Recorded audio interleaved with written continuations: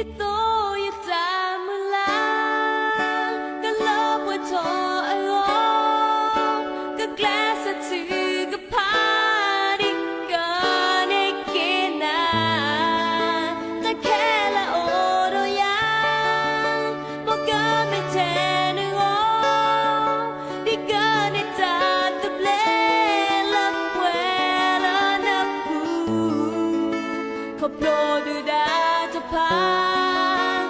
sa mahangapwa dito magkahama.